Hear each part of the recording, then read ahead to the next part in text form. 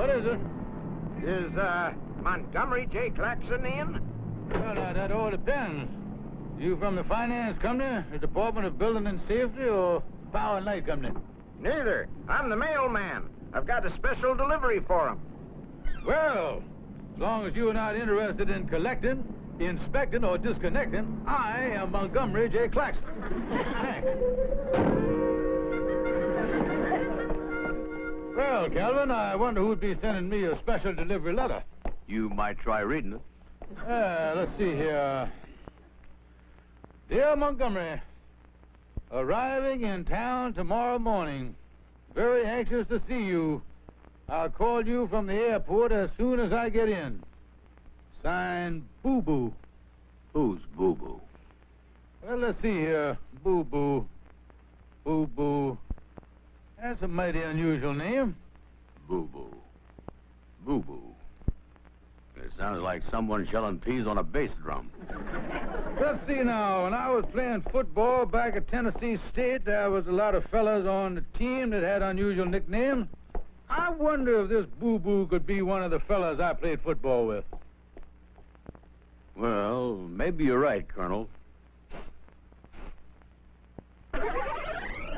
But if you are, this here Boo Boo is the sweetest smelling fullback I ever run into.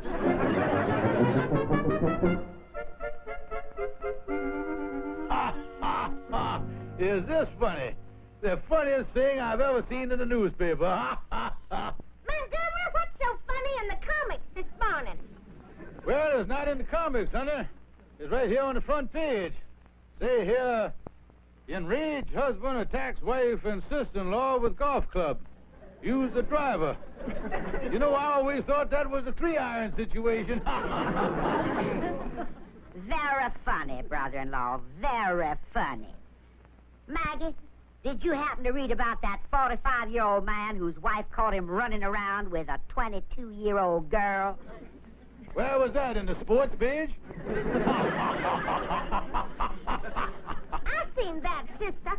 It's just terrible. A man that age? Well, sister, I'm not surprised. It's just like on the farm. It's always the oldest rooster that you have to chase out of the hen house. And if I were you, sister, I'd keep an eye on that old broiler here. Now, wait a minute here. I'm a married man. How dare you accuse me of postnasal activities? You don't have to worry about me. I'm the one with the true love and devotion. Maggie Bell, I never loved no one else but you. Montgomery Claxon, I put up with you for 25 years, and I never loved no one else but you. Why, I've worshipped the very ground you walked on. You bum. And Montgomery, if I ever hear that you so much as looked at another woman, I'll really fix you. Well, as much as I enjoy this charming chit-chat with you lovely ladies, I have to go down to the office. I'll see you later. Huh. What got into him? He usually never leaves the house till we have to put him out on the street with the trash. It just so happens I'm expecting a very important business call from an old football chum of mine. Goodbye.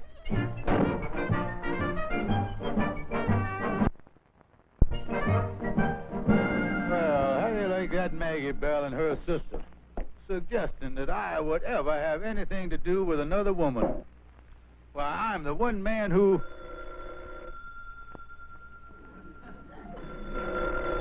Must be the Tennessee Red Grange now. Claxon Real Estate, Colonel Montgomery J. Claxon speaking. Montgomery, this is Boo Boo. It's a woman, I think. Who Boo? Boo Boo. Oh, Boo Boo. Didn't you get my letter? Yeah, but I don't know who you are. I thought you were a football player. Montgomery, honey, you must be fooling. You couldn't have forgotten me. Montgomery, I'm Boo Boo. I know you're Boo Boo, but Boo Boo who Boo? Boo Boo Winters. Evelyn Winters from back home. Oh, yes, that's right. I'm fooling here. How are you, Boo Boo? Oh, Montgomery, I know it's been a long time, but you couldn't have forgotten me and your sacred promise. Oh, my sacred promise. Oh, of course I couldn't have forgotten that.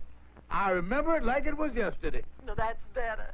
Now, listen, Montgomery, I want us to get together as soon as possible. Yeah, let's get together here. I'm staying at the Regis Hotel. I want you to be in the Tropicana room at 2 o'clock p.m. sharp tomorrow. Yeah, well, be glad to see you, Boo-Boo. Bye-bye, Boo-Boo. Well, that was funny, hearing from good old Boo-Boo. I wish I knew who in the world she was. Hi, Colonel. I just came by to see if you found out who Boo-Boo was. Well, I'm glad you dropped in, Calvin. Now, listen. Do you remember any of the gals back home named Boo-Boo Winters? Well, let's see here. That was a long time ago. As I recall, you were quite a ladies' man in those days. Yeah, we were both a couple of hot shots when we were rooming together back at Tennessee State. Oh, yeah. I really had the sharp clothes, didn't I, Calvin? 23, Skidoo. Hi. Oh, you kid. Chicken inspector. Yeah, this is the place, and there are the girls.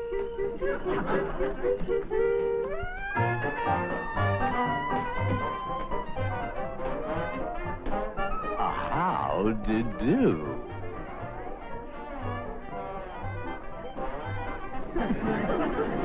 I finally did get a girl that night. Yeah, you thought it was a potted plant, but it turned out to be horse-face Hensier. Whatever happened to her? As I recall, she got a job trampling grapes out in Fresno, California. You know, with those big king-size earth pads of hers, she could trample 2 barrels simultaneously. Wait a minute, Colonel. Wait a minute.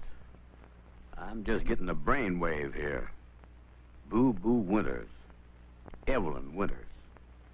Her papa owned a cement plant. That was the gal you used to go with before you married Maggie Bell. Calvin, that's right.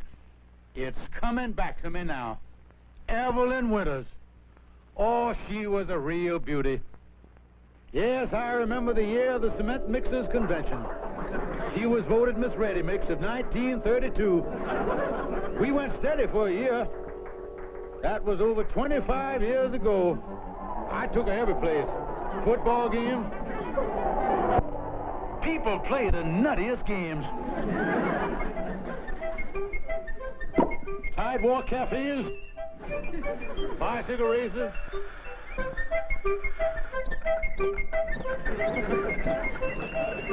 Yeah, she married some doctor and went out west, didn't she?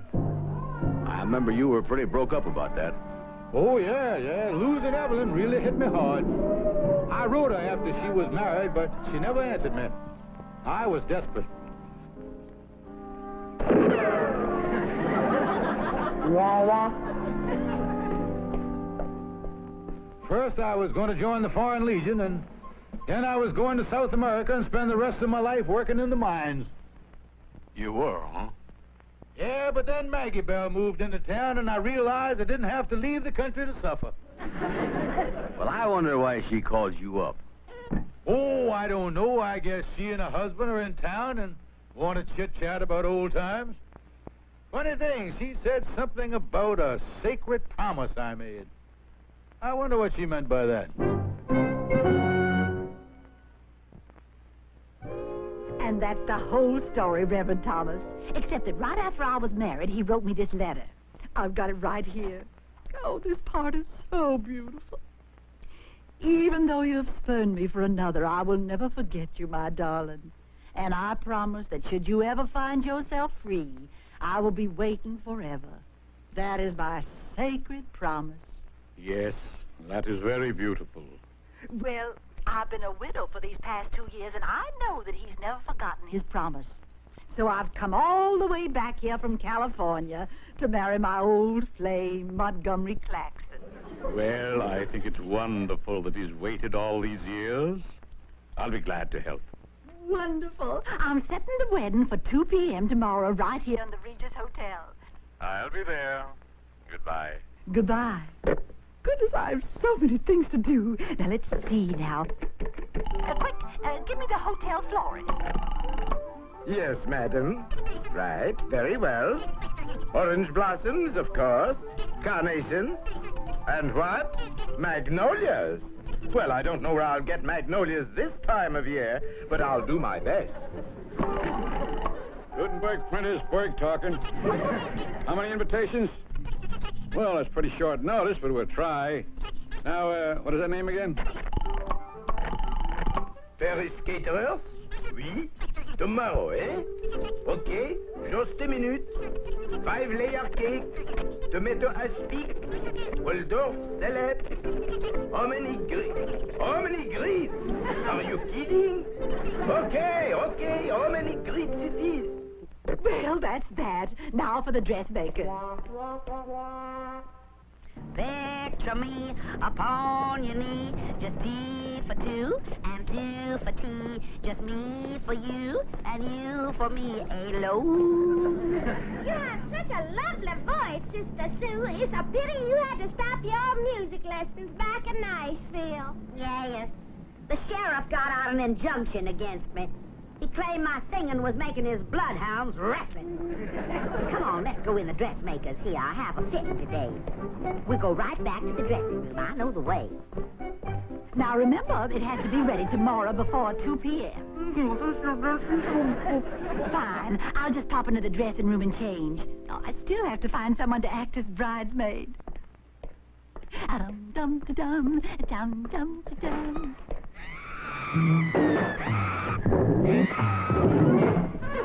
Just a minute now, sister.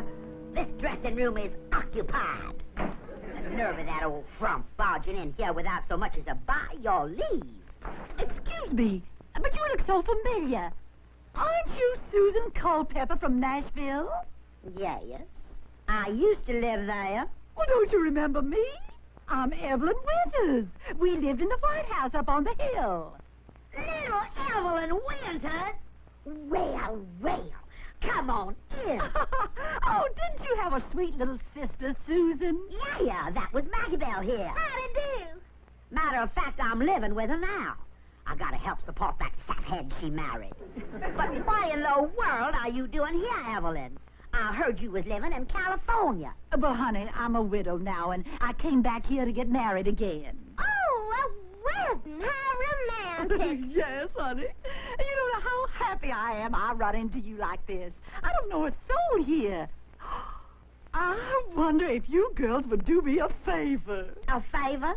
Why, we'd be delighted. I wonder if you'd be bridesmaids at my wedding. Why, of course we would. Oh, bridesmaid, Sister Sue, what a happy occasion this is going to be.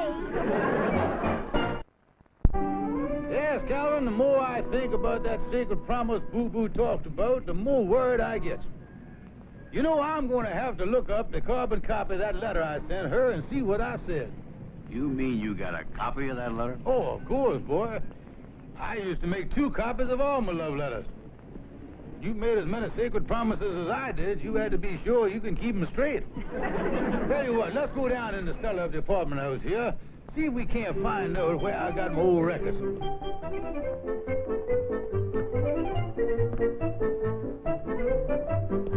Yeah, here we are. Now look here. Let's see, 19, 29, 30, 31. Ah, this is it right here. Now, you look through these and I'll look through the rest. We're bound to find it. Yeah, okay, Colonel. Well, what do you know? Here's the sacred promise. On my sacred promise, I will pay back Calvin Burnside the $10 I owe him. Signed, Montgomery. Give me that. You're just supposed to be looking at sacred promises, Calvin, not a sacred IOUs. Now, let's get going here. Say, wait a minute. This is it. Here it is, right here. Well, if you find yourself free, I will be waiting forever. That is my sacred promise. Calvin, that dumb boo-boo thinks I'm gonna marry her. You marry this gal, Colonel, and Maggie Bell might be just a little provoked at you. Well, I'm not gonna marry her, Calvin. I've been married once, and the Constitution says you can't put a man in double jeopardy. Where are you going now, Colonel? To see my lawyer, Oliver Wendell Clutch.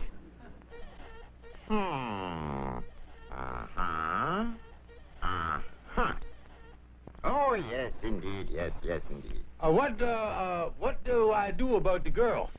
Don't put it off any longer. The thing to do is to tell her point blank that you're already married and you will have nothing further to do with her. Be firm and direct, my good friend. You're right. I'll be firm and direct, and I'll get this thing once and for all. I'll go over and see her right this moment. Ah, no, my friend. When you're breaking bad news to a woman, always use the telephone. Alexander Graham Bell's invention certainly cuts down on the bloodshed. Judge, you are a genius. Yes, but a modest one.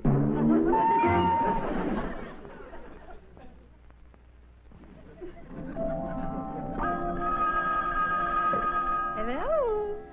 Evelyn, this is Montgomery.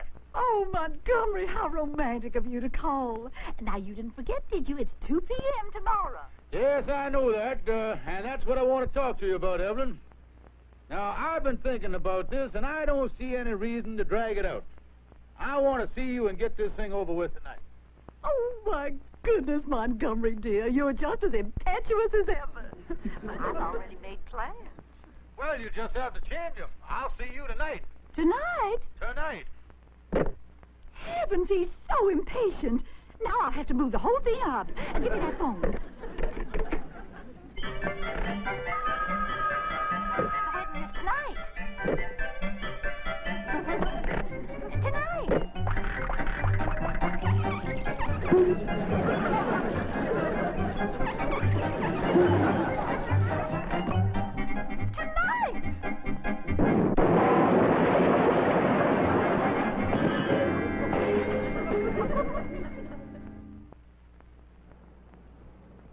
Say, this is a pretty fancy hotel old Boo Boo is staying at.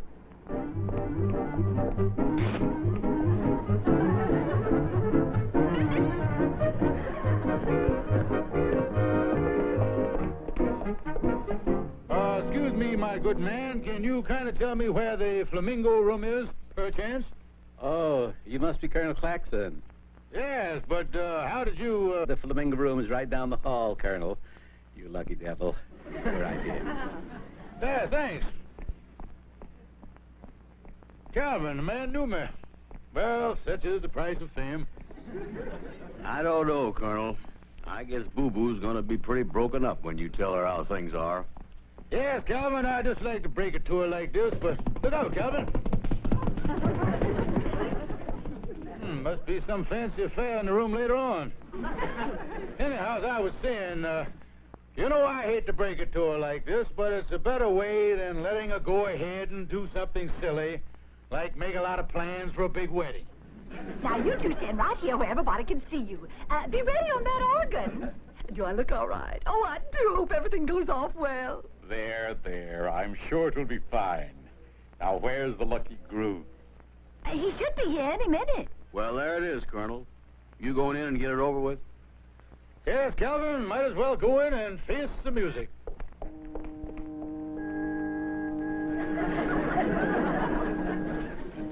Lover boy's here! Maggie Bell! Montgomery Claxon, you two-faced, two-timing, double-dealing bigamist!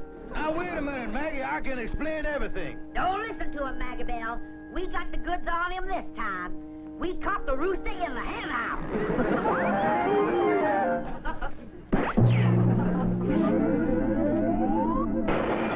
What do you know? Magnolias.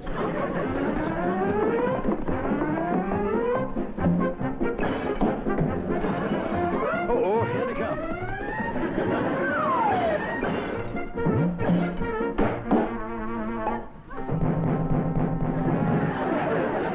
Come now, let us proceed with the ceremony. It's getting late.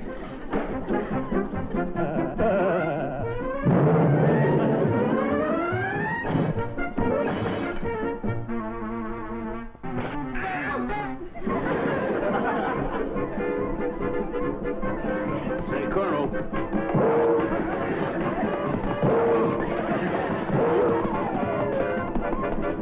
And here, lady, do you take this man to be your lawful wedded husband? Yikes!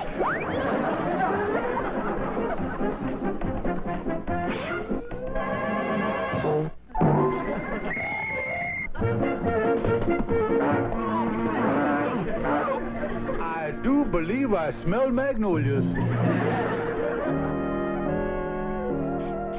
So after the police raided the wedding and booked a whole bunch of us for disturbing the peace, things quieted down somewhat. How did you get out, Calvy? Well, they decided it was just a family quarrel, Gloria, and let us go after we promised to pay for the fixtures that the colonel broke with his head. And what happened to Miss Boo Boo? Oh, she hot-footed it back to California on the next plane. Well, what about Mr. Colonel Claxon and his wife? Did they patch things up? Patch things up? Huh. Trying to patch up that marriage would be like trying to put a bandage on a scrambled egg. Right now, the colonel and his wife are down in Judge Clutch's office. They're having a suit for separate maintenance. Separate maintenance? Yeah, but the colonel is being generous about the thing. All he's asking for is $25 a week, silverware. I hope this experience hasn't changed your opinion about marriage in general. No, it hasn't, Gloria. I feel the same way. Anytime I get the urge to sniff the orange blossoms, I suddenly develop an allergy to holy monotony.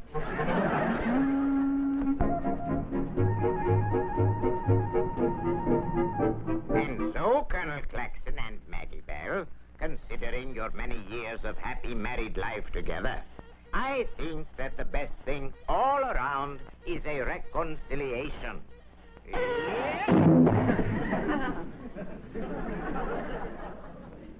Well, Montgomery, I guess you really didn't mean to get mixed up with that boo-boo. Of course not, Maggie Bell, honey. I guess I'm willing to give our marriage another try if you are. Well, all right, Montgomery. I'm sorry about the misunderstanding. I apologize for my part, too, Montgomery. Now, it was really my fault anyway.